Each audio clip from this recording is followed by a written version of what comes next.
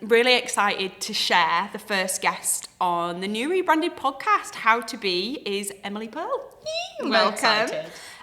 So Emily is a social media mentor and content creator Emily is a social media mentor and content creator that inspires you to push your own limits. People are now brands everywhere you look. New businesses, services, brands and entrepreneurs are popping up, and it's easy to get caught up in the rat race. So Emily is here to help you to remain true to who you are while being bold, bullshit and unapologetically yourself. I said it before we started recording twice, but you really are everything that kind of the podcast embodies. You encourage people and I presume your clients and your audience to be bright, energetic, passionate, and you really live and breathe a lifestyle that is full of that and embodies that. So I can't wait to share your story, tips and advice for becoming the best version of you. So welcome to the podcast. Thank you so much. Very excited to be here. Thank you. How are you? Yeah, good. How are you? Yeah, really good, thank you. Good. So give a little bit of, obviously it did a bit of an intro to you there, but for anyone who's listening who might not have heard of you before or seen your platform, who are you and what do you do? I love that question. Who are you? I don't actually think I know who I am yet. Do you know, I don't think anyone actually does. I put a post up that, was it today? I think I might have even put it up today where it was like, I'm here in my life and I'm in no way, I have in no way figured it all out. And the amount of messages I got being like, no one's figured it out. That's good.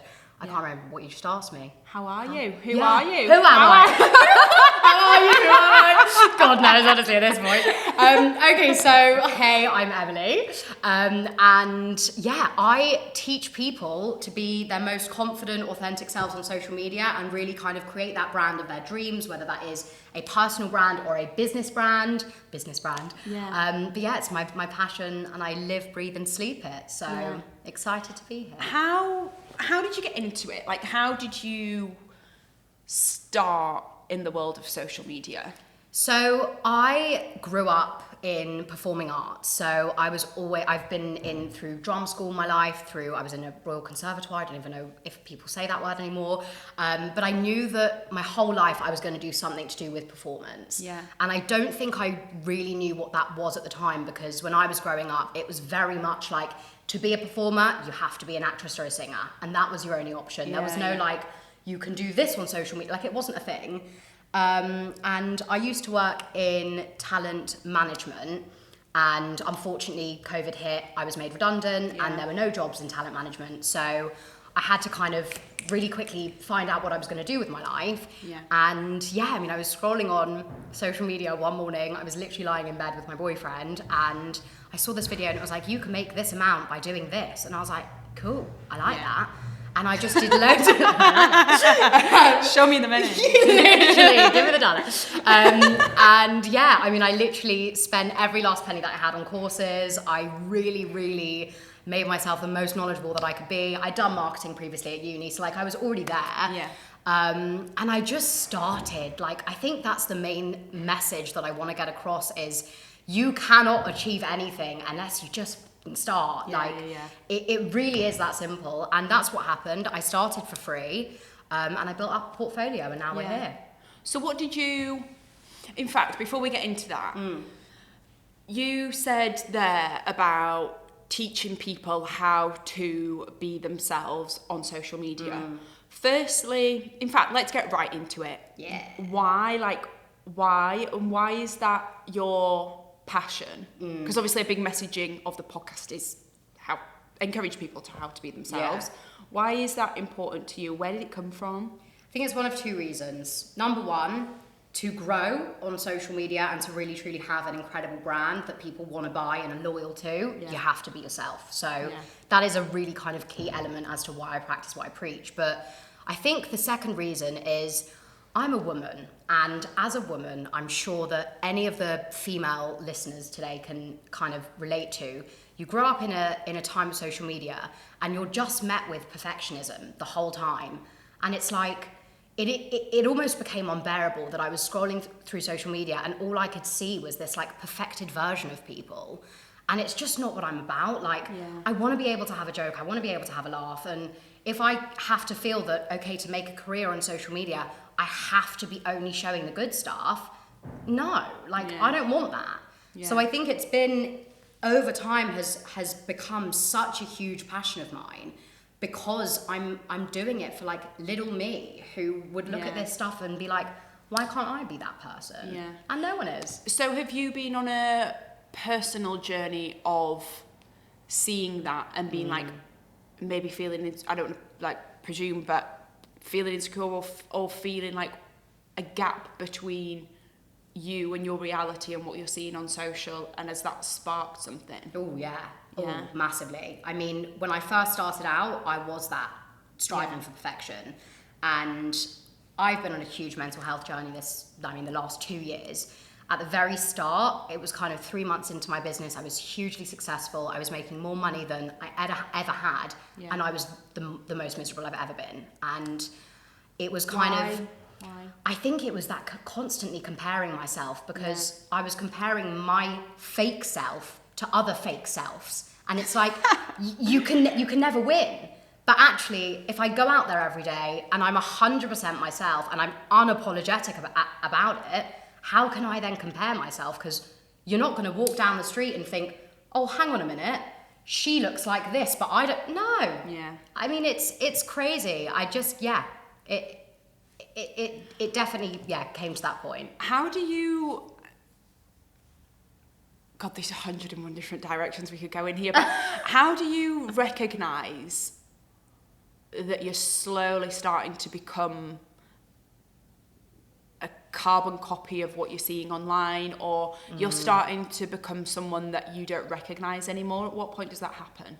I think I can only talk for me. For me, it was I fell out of love with what I was doing. And I think it was a lot of soul searching. It's a lot of kind of looking at yourself and thinking, okay, what is making me so unhappy? Yeah. And I think it was that case of I don't know how to explain that. You kind of just acknowledge, like, this isn't me. And like, I don't want to be continuing to go down this route if it's making me miserable by trying to make other people not so miserable. What sort of things were happening? Like, what were you doing that wasn't you? So, listen, I was starting to look at myself very differently. I was starting to look into getting all of this work done, and not that I judge in the slightest people that do, because I fully rate, do what you want to do. Yeah. But it was at this point where I was like, I'm 25 and I'm looking at getting this done to my face, this done to my body. I'm killing myself in the gym. I'm counting calories, which, by the way, if anyone uses something like MyFitnessPal, stay away.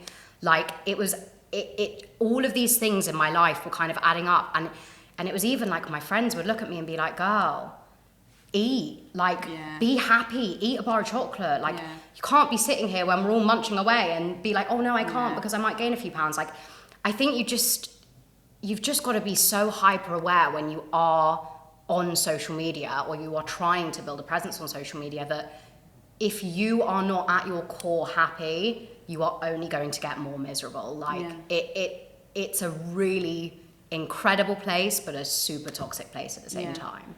So how do you start to, because I've struggled with this a lot, and it's actually probably a reason the podcast was born, if I'm being completely honest. Like, how do you start to take steps to become yourself? Because I feel like modern day living isn't designed, I think more so now, but modern day living isn't designed for you to be completely yourself, because you're distracted by 101 different things. And I feel like so many people listening to this will be like, I hear you, but how and I want to get there, and I get on a path, and then day 2 comes and so-and-so's going out, or this restaurant's just open, and I see it all over, and there's distraction. How do you remain consistent? And I guess it's disciplined, isn't it? Which is, it's actually a weird phrase to use, or a term to use, when it's yourself. You're the most important thing in your entire world, and you always are going to be. How do you start to take those steps to become you? I think firstly, you can't get annoyed when you're not consistent. Yeah. And I think that's the main thing that we all do to ourselves, is we kind of get on a track with our habits and our this and our that, but we fall out of habit with it, and then we kind of beat ourselves up over it. You can't do that. You've got to show yourself some love. The first thing that I would suggest doing is getting into therapy, having someone that doesn't know who you are or who anyone you know is, and just have that person to talk through your childhood, your life now, your business, all of those things. Therapy was a massive thing for me. I also just think slowly introducing micro habits into your life is probably the best thing that anyone can do. Yeah. I think when you see this content online that's like, do these 5 things every morning and you'll be the best version of yourself. Yeah, that's great. But who can do these 5 things? Like, I can't. It's so unrealistic. I'm not waking up at 4 a.m. and getting myself to the gym, then coming back and making a healthy breakfast, drinking my greens. Like, no. Yeah. I'm in my wellness girl era, but like, I'm not going to be that regimented about it. I think it's take small steps, acknowledge your triggers, your pain points, understand what is, well, like, it's hard to say understand it, because how do you understand it? But it's definitely doing things in super small kind of handfuls. Yeah. So picking one habit, doing it for 6 weeks, really, really ingraining it into yourself that it's a habit. So like, for me, that was journaling. I found that writing was a really therapeutic way for me to kind of get out all my stress, my worries, my fears. Yeah. So do things that you love. Yeah. Don't just look for everyone else to tell you what you need to do. Yeah. Go and find it yourself. Yeah, and I guess it is. Can I ask your opinion on social media and the wellness mindset space on social media at the minute? Do we really want to get into it? How long have you got? Honestly. But what, because I have opinions on it. Yeah. And I have quite strong opinions on it. But what, open up.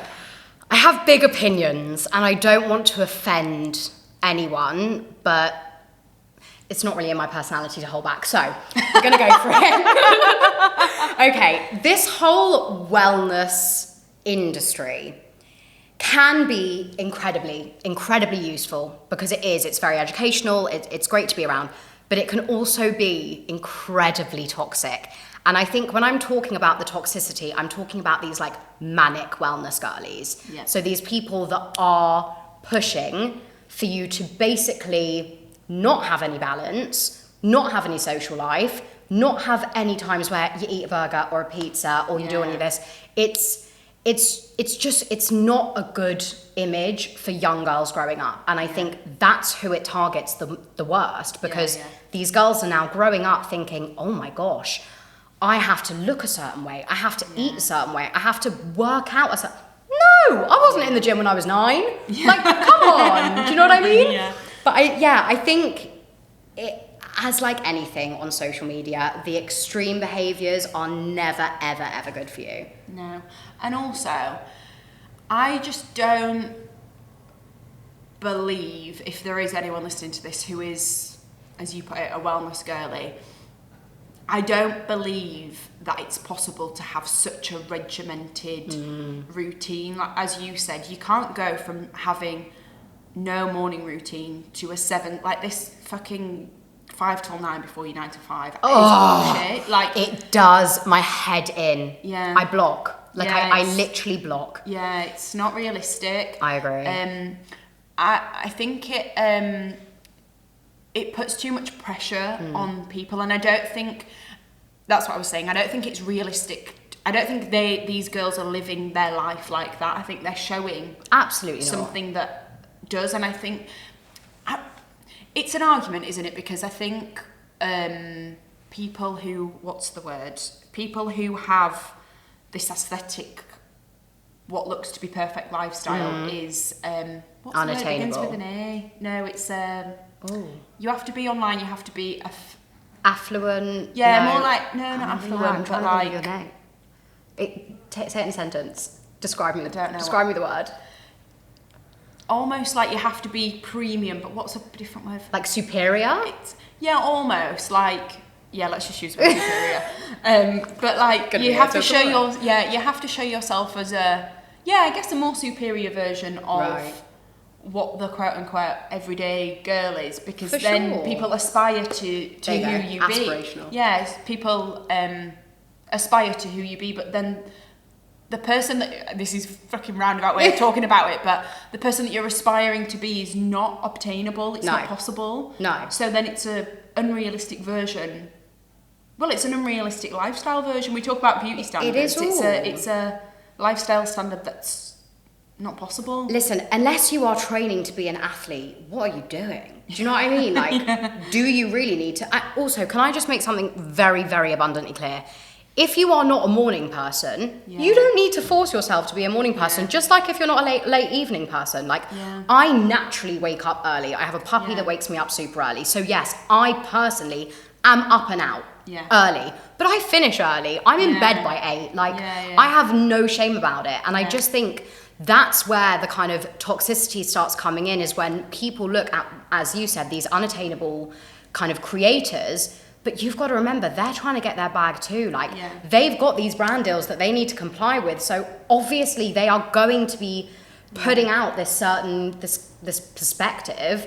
But don't believe everything that you see online. Come on. And I don't want this to come across as like hate or whatever, but I do, you know, it's a lifestyle and I love it. Like, it's a lifestyle, whatever. If you want to put perfected images out there, fine, that's you. But I think if you are someone who's probably a bit like me and maybe a bit like you, that's like, oh, I like this and it's now not starting to make me feel that good about myself, so I need to step away from it. It's the whole curating your feed thing, isn't it? No, for sure, for sure. But I think then it starts to put you in a mindset of jealousy, and that's not a good place to be, comparing yourself. Listen, I think that we're all stuck in that mindset, unfortunately. We can all fall back into old traps. You know, we were talking about this earlier, like this whole imposter syndrome thing. It's quite serious. Just the thing. But I think it's one of those things that you are never ever going to stop comparing yourself, full stop. It's something that's really, really, really difficult. No matter how big or small you are, you're always going to compare yourself to someone else that you find inspirational. But there is comparing yourself and there is taking inspiration from. There is being... That person can be aspirational to you, that's fine. But if you're sitting there and it is actively making you hurt yourself, hurt your body, like be mean to yourself, you've got to block. You've got to just let that out your life. Because it's a scary place. How do you realistically start doing that? Or what's your advice to someone who, I don't know, so I'm 16-year-old girl listening to this and I'm struggling with what I'm seeing and I feel like I need to try and morph myself into somebody that I'm currently not. What and I'm feeling that pressure. What's your advice for someone like that? I think number one is, if you are kind of scrolling through your social media and you see certain videos come up that make you feel a certain like negative type of way, just block that person. Like they're not gonna know, you're not gonna care. Just block that person, because then you don't get to see it. But also, like, if you're someone who does love to aimlessly scroll, which, let's be honest, we all do. We all do it. Train your algorithm. Type in positive things. Type in journaling, manifestation. Get into this new life, spirituality. I mean, I'm not pushing any of that, but like, just train your algorithm to be putting out positive content for you, because I promise you, that is the whole goal of these platforms, is to give you content that you want to see. So if you are constantly looking for this content that isn't making you, it's not serving you anymore, block, delete, move on, search for new things. Like, just, acknowledge. I think that's the main thing. How impactful it becomes, isn't it? 100%. Okay, so we were talking about, let's go back to, we were talking about your journey into starting to become a more authentic version of you, and why that was so important, and you were talking about habits and stuff. What are some of the habits that you've adopted and built into your life, I guess? This sounds really hypocritical, because I've just said I'm not a well I am a bit of a wellness girlie, but like, not be like, I get up at 4:45 and I run a 6-kilometer bike trail. So, no. And then I ice bath and I have my supper. my eyes plunged, honestly. I love it. No, not quite, but no. I think some of my main habits, journaling, as I said, I find, but I'm not talking about like, write 3 things you're grateful for. I mean like journal. Yeah. Like grab a pen, grab any notebook and just write shit out. Like let your brain just like pour onto a piece of paper. I've also found, and this is not sponsored. Do you do that every day? Yes. Okay. Well, no, actually, I'm going to say no because that's a lie. I do not do it every day. I try and do it Monday to Friday before I start work. Okay. Just because I feel like I'm a very, very anxious morning girly. Okay. I wake up every morning. And for me, the main habits that I've introduced into my life are definitely journaling / just like writing my feelings. Yeah. Skincare, but like when I say skincare, I mean just like general self-care, like spending some time every day to just shut off and actually shut off, like no phone distractions. That's become a really, really helpful thing for me to do. I also think where I spend my work life on social media, getting off social media in like my downtime was super important. But yeah, I hate being like, I do this, so you should do this. Yeah. Habits for me is, for anyone who's listening / you, habits are things that you develop naturally and the things that you feel aligned to and you feel make you feel good. And also, I think there's a caveat that some days you wake up and it's just not the day. Do you know what I mean? Allow yourself a break. Always. I do think, it's a weird thing. I say this to my friends all the time. And I think we have to recognise, I'm a little bit older than you, but we have to recognise that we're the first generation with social media that gets a look into everybody's life, that, you know, I talk a lot with my friends about being single and dating, and we're the first generation of women who are doing their own thing and having a career and having babies later, and actually there are obviously role models, but there's no, do you know what I mean? We're not following a path. We're all broke. So completely agree. It's understandable why we're all feeling a bit, whoa, what the fuck is going on How here? incredible is that? We're creating history here. Yeah, exactly. It's like, it is amazing, but I agree with that. But it's so easy to get caught up in your thoughts and your mind and I'm not doing this right, but there's no right way of doing it. There is no right way. I think that's something that I've definitely learned this year, is that that there truly is no right path. No. But I'm one of those people that bangs on about, if it's meant to be, it's meant to be. And I truly believe that. Yeah. So just on that then, so you started kind of going solo, doing your own thing, you became self-employed. Talk about that, and then I think like, let's talk about the pressures around that, because I think there's also a lot of people being like, everyone needs to be self-employed and have their side hustle and blah, blah, blah. So let's talk about your story and the realities of actually what you've built and how you've built it. Yeah, this is not for everyone. I want to start by saying that. And I don't mean that not everyone could do it. I mean that it's a hard mental game. Yeah. I have lost, I would say, 90% of my friends over the last 3 years. Why? Different reasons. I think that it's a tricky one.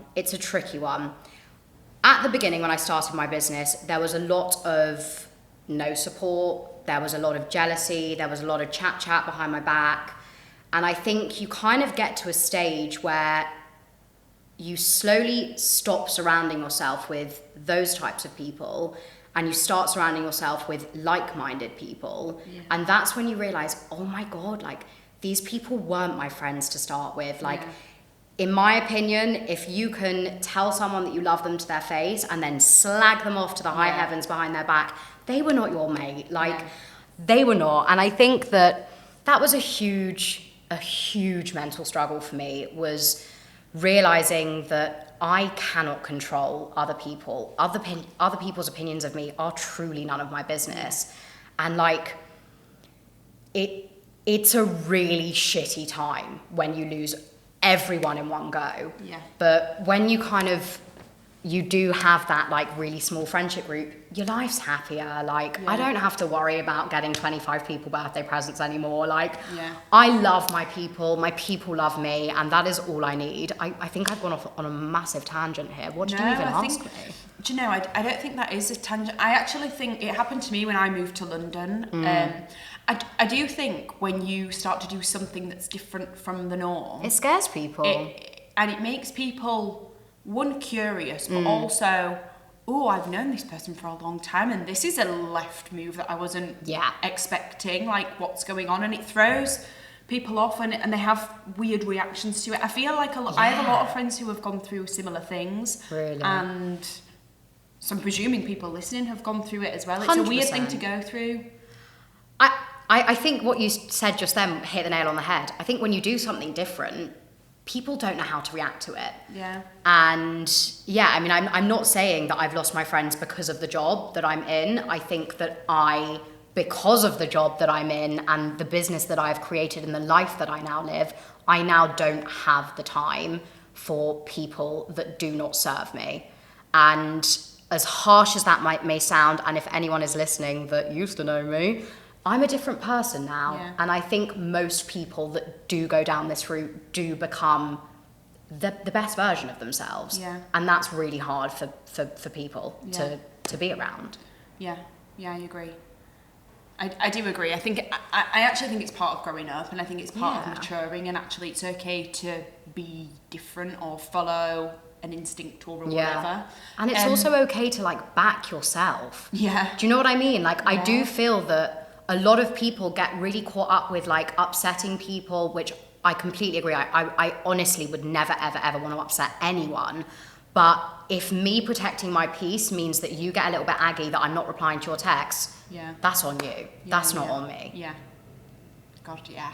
It's a hard one, isn't it? Do you know what? Their home truths are good, and it's good for you to come on and be this honest, because I think, you know, a lot of every guest I've had has been quite open and raw, and that's why I invite the people on that I do, because it's people are thinking these things, they just sometimes a bit too afraid to act on them, and it's okay. Like, I loved what you said there about backing yourself, because that's not arrogant. It's not arrogance, it's confidence. No one else is going to back you. Yeah. Come on, if you can't be that, like, your main cheerleader and your biggest fan, then you cannot expect anyone else to be. Completely. So we were saying there about your journey on building your brand and your business.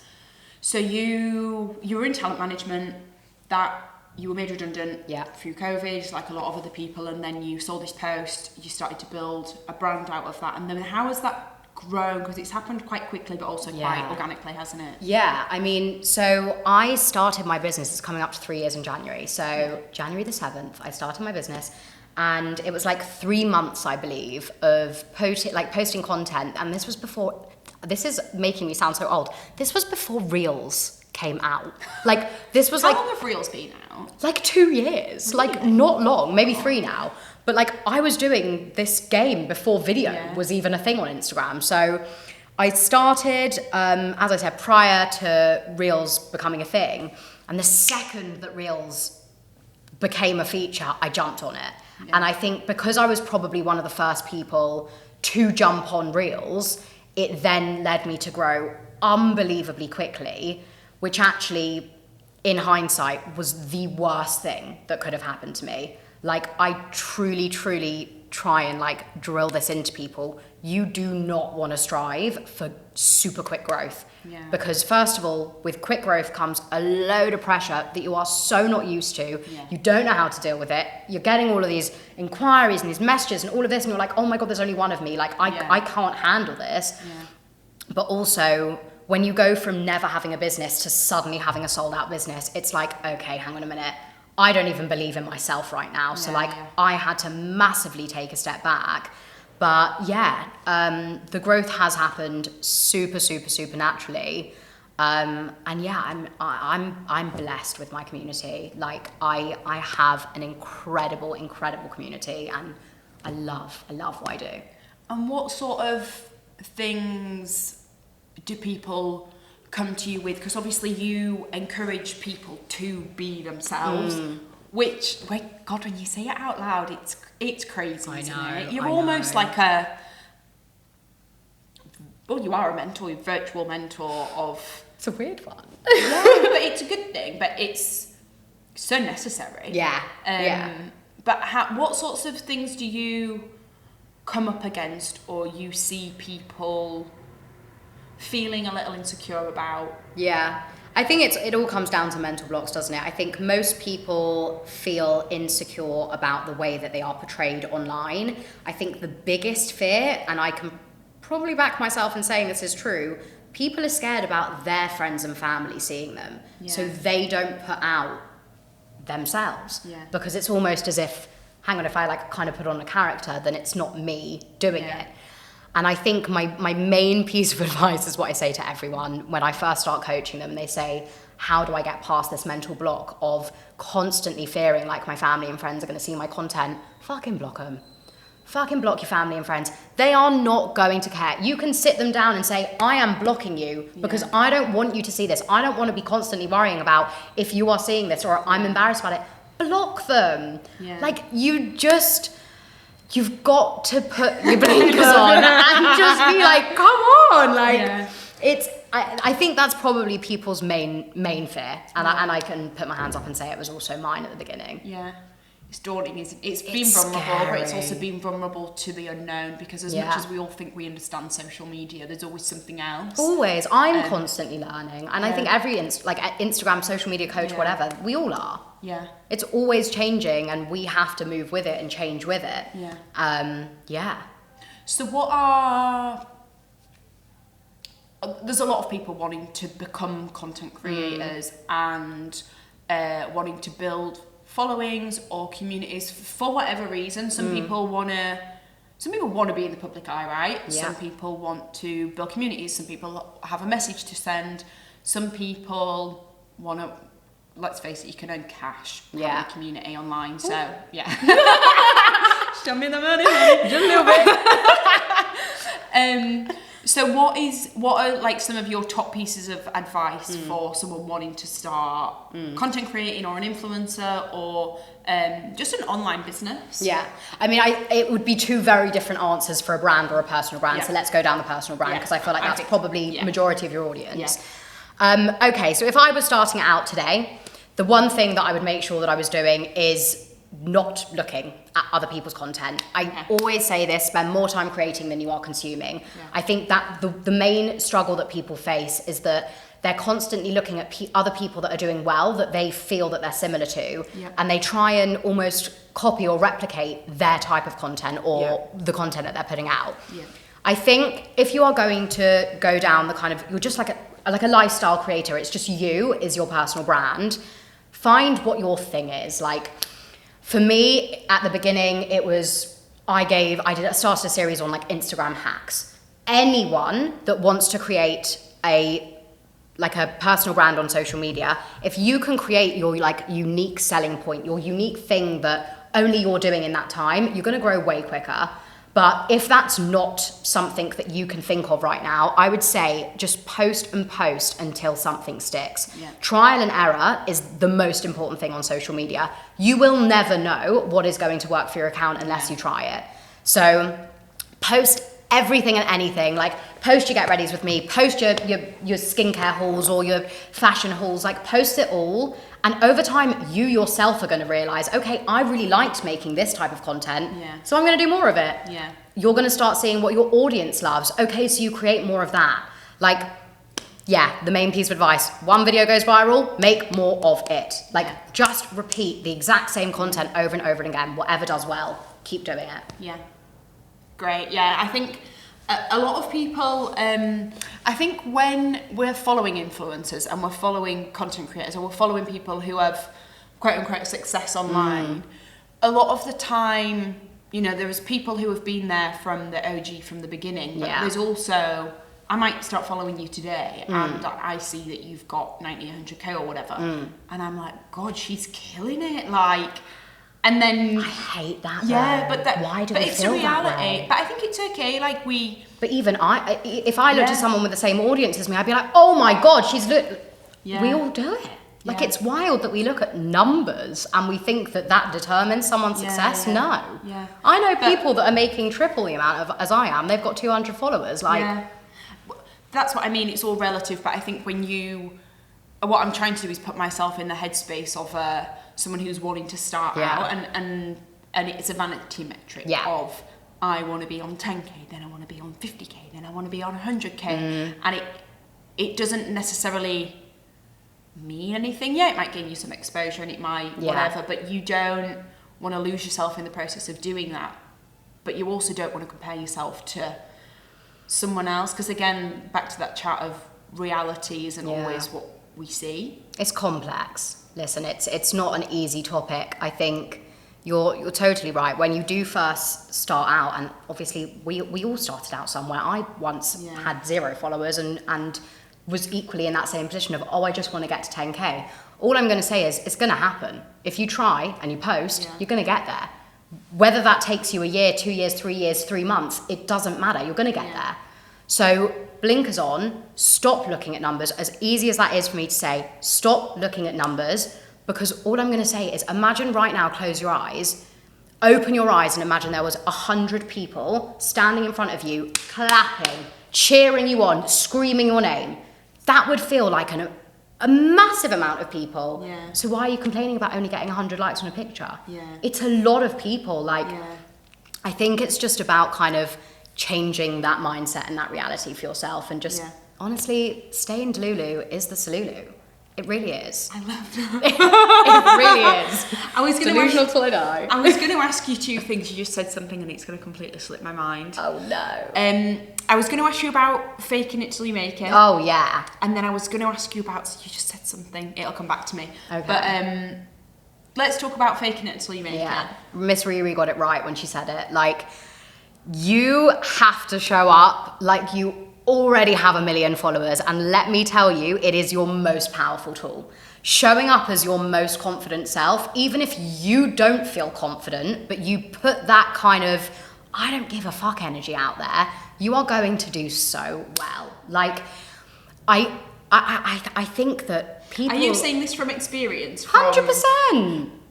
Was this part of when you started on this self-growth journey? Yeah.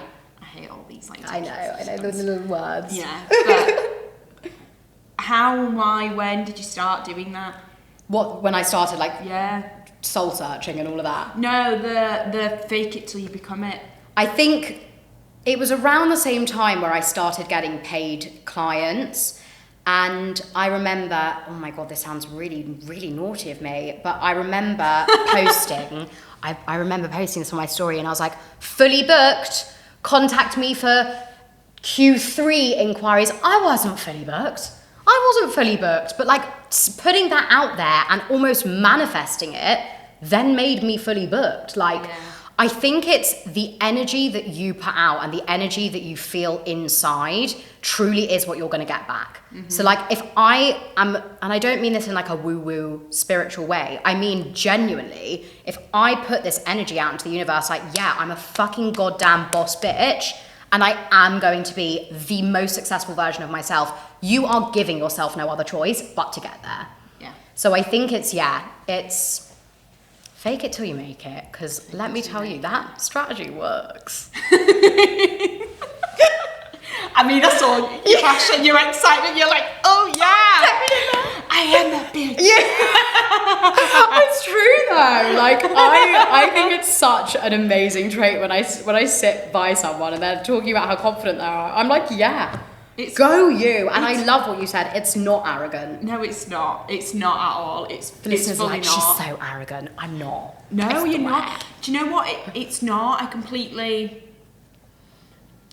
think I say that coming from a place of thinking it was arrogant, and it's not. Yeah. It's not. It's quite admirable, actually. Thank you. It is. The other thing that I forgot that I was going to say, mindset. How do you start to shift your mindset into someone who believes, we've just talked about faking it till you make it, fake it till you become it, whatever. Mm. Your mindset is obviously 99% of the problem 100%. when it's getting to believe in yourself and back yourself. And how do you, because I'm guessing you've done this over the past couple of years of facing insecurities and getting your head right on... Yeah. You've said, I am that bitch. So how do you get into that?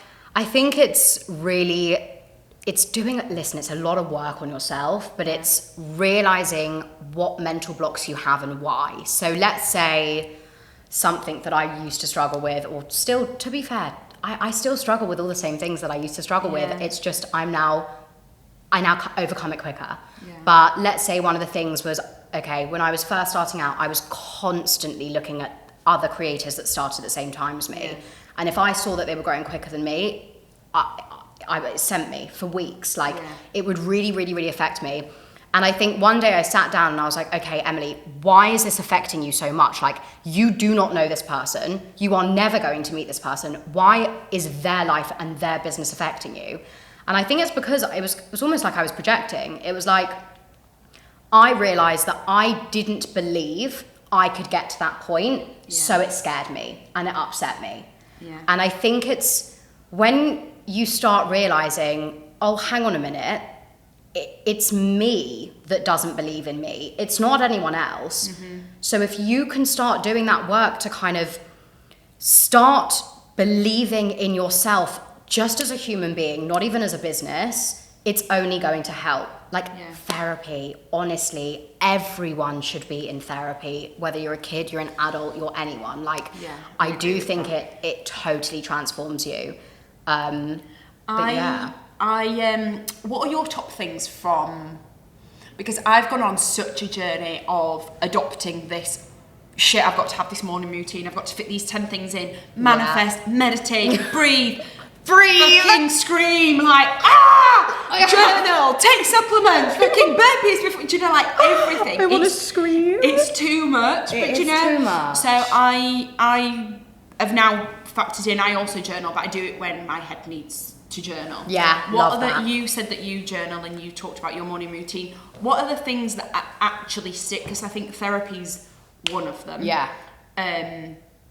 But yeah, like the meditating and the manifesting and what is the reality in your reality, because obviously your reality is different to kind of everyone else's, but what are the things that have stuck and that work for you in terms of mindfulness? I'd say like cohesive breathing and like general mindfulness. So when I'm feeling extra anxious that day, genuinely taking 10 deep breaths. Like, I think that we try to overcomplicate things in life, and when you're feeling super down or just not in your best not in your best self, you tend to then neglect everything. So I think pushing through the hard times is really, really key here. But yeah, honestly, I think people would be surprised with how different you can feel after 10 deep breaths. And I mean really conscious, eyes closed, really trying to let your mind just completely free up. It's truly very powerful, and that's something that I felt that I can keep going with. But listen, I have ADHD. I cannot keep going with anything. Like, I start something, I finish it, I get obsessed with the next thing. But I have found that things like mindful breathing and, as I said, journaling, therapy, these are all things that I've easily stuck to because they make such a difference.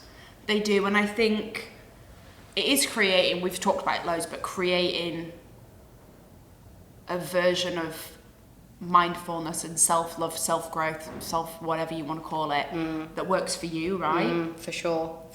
It's easy to look and copy. I think where there's so much content out there, you kind of feel like, oh, but who's giving me the right information? Who's telling me the truth almost? Because there is so much, not false advertising, but like kind of false advertising. There is. And what you said, I just think you got to do what truly makes you happy. Like, you're only living this life for yourself. You're not living it for other people. So you'll slowly get there. But it doesn't happen overnight. Like, give yourself a pat on the back and say, we'll get there. 100%. Okay, so we've talked loads about other people in comparison and blah, blah, blah. And we've gone on about, like, what it is on social media. What is the reality of your life? And I know you share a lot and you're really authentic and organic on social media, but there are always going to be parts that we don't see or like bad days or whatever. what's the reality of your life in terms of being a content creator, but also having a business? And we're still young, right? We're still figuring it all out. Like, life still lives. Yeah, life definitely still lives. Okay, that's a big question. Yeah. I want to put out my most honest answer. I don't want to trigger people, but at the same time, I think honesty is probably best here. I am very, very manic in my mental health, as I've said before. I tend to have one unbelievably good month and then 3 months where I literally can't get out of bed. So I think that, yes, I do put forward the most honest version of myself, but there have been weeks where I can't even look at my phone. Like, I will be there for my clients and do my work and all of that, but there are times where I physically cannot get out of bed, or I physically cannot reply to a message, or the thought of showering that day makes me feel like my whole world is going to come crashing down. Like, it has taken a huge toll on my mental health. I can't say that I would be this manic without having the business and the world that I live in now. That being said, my good days, my good weeks are fucking incredible. Like, I wake up most mornings and I am genuinely, like, unspeakably grateful as to how I've the life that I'm living. It is amazing. I get to work when I want. I get to see my friends when I want. I get to do what I want when I want. But at the same time, you're running a business, so you're never off. Like, I can book a holiday and I can be so excited for this holiday, but actually the reality is I could be working 50% of the time, 100% of the time. And like, I think for people that have online businesses, I want to say, take as much time as you need. Like, always do take breaks. But if you're someone that doesn't want to work on a weekend or doesn't want to work on your evenings, it's not for you. I'm going to give you some hard truths here. It's not for you. You need to be okay with working the odd evening. You need to be okay with working Saturday and Sunday, and then also working Monday, Tuesday, Wednesday, Thursday, Friday. But I think that's the reality. Again, I feel like we fucking smashed into social media on this podcast. And that's not it. But I do think people, we have so bad for my job. I literally teach people to be on social media. I fucking hate it. Those trads that you see on there. But I do think we see this illusion of this perfect life, but you don't see the graph that goes behind it. But this is why you're here. This is why you're here. It's things like this, like doing this today is why I do what I do. Like, I love these conversations. I think they are so important. I do love social media. I want to say this. I'm really sorry, Instagram. No, I do as well. Yeah. But it's I'm not gonna lie. It's really toxic sometimes, and I just think that you're either the person that can cope with it or you can't. Listen, with like hate comments and stuff like that, I feel like we should probably really quickly touch on that. You're either someone that is going to read every comment, read into them, let it affect you, or you're the person that's going to say, oh, well, thanks for increasing my engagement. Like, it's very difficult, but I just think that if you are someone that takes comments and stuff like that to heart, please look after yourself. Like, filter your comments, turn certain things off, hide certain words, like, do the most for your mental health. If you are going to have a career in it, you need to be aware that you're going to get some hate. Do you know, you're going to laugh at this, but I have a mentor, and when I very first started pushing the podcast, I said to her, God, I posted something on LinkedIn and this 50-year-old guy like came at me, and her response was, if you want to be in this world, you better toughen the fuck up.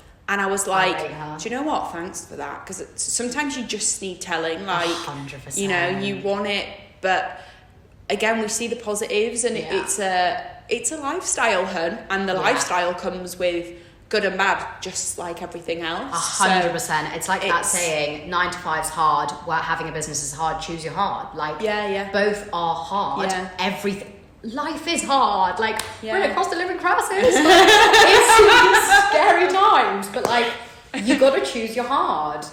So but she is right, and that's why, like, as coaches, we're not for everyone, because I am very honest. I'm very to the point and brash and all of that. So I might not be for everyone, but like, you needed it. Yeah. We were supposed to be wrapping up here, but do you think that, I actually think we need more honesty and we need more brash conversations. I do feel like we've got to, I keep saying this over and over again, and I'm going to sound like a broken record. I haven't said it on here yet. I'm such a plant. Like, I should have been born like 40 years ago. And I do feel like everyone's a bit flowery at the moment, and we're all like, oh, but it's okay. It's okay, you're doing the best you can. And I'm like, you're no, not. You're not doing the best Do you know what I mean? can. You want this, but you're not prepared to work for it or whatever. Like, I honestly, I feel like we're calling out a whole generation here, but it is true. Like, you cannot just sit around in life and be like, I'm gonna wait for it all to fall in my lap. I used to be that person. I truly was. When growing up, I had that mindset of, oh, it's fine, it will work itself out. I hate to break it to you, sis, it's not going to work out. Because you actually need to put the work in. No matter who you are, no matter what you look like, what you can afford, what you can buy, you're never going to get there unless you work for it. But also take like it easy on yourself. Do you know what I mean? And enjoy it. I think like so many people, we're told like, if you want a business, you've got it. We've just so good at like what's the word? So much hate for this. Hypocrites here, but like that you've got to be able to enjoy it and to have fun along the way. Like you can't. It's not just graph. What's the point if you're not having fun? Right? It is what I said at the beginning is super true. It is all about balance, but at the same time, balance that's not lazy. And I think that's all it is. Work your ass off, but also reward yourself the whole time. Like any time you get a small win, go and do something that makes you feel good. Go and buy something or run a bath, whatever. Do something that makes you feel good every single time that you succeed in something. Yeah. Okay, thanks. That was... Is there anything else that we want to cover? I mean, the only other thing that I would want to say is, or not even say, is something that I do that other people might find really helpful. Every year on January 1st, I create a jar, and it's called Special Moments of that year. And every single time that something happens, like today, I will go home and I'll write, I spoke on this podcast, like every single time that something good happens in my life, I put it all in this jar. And on the 31st of December, every single year, I can sit down and I can actively read through my entire year and all the things that made me feel good. And I think that's just something that everyone should do. Like, you should remember and feel good about the good things that are happening in your life. So, That's a really good tip. I do think life moves so fast that you sometimes like blink and you forget all of the good things. You have to, sit in your gratitude for a bit when things happen. Just to close then, what is your top piece of advice for empowering someone to be themselves? I would say do whatever sets your soul on fire, and when you're doing something that sets your soul on fire, you will be 100% yourself. I think, don't look to others for acceptance or approval. Look to yourself for that approval or that acceptance. But I think that's a hard question. It's a good answer there. Thanks. It was a good it's as in like it's so subjective, but in my opinion, good. Thank you so much. It's my pleasure. This has been so fun. So much like value came from that. So thank you. My pleasure. Thank you for having me. Thanks.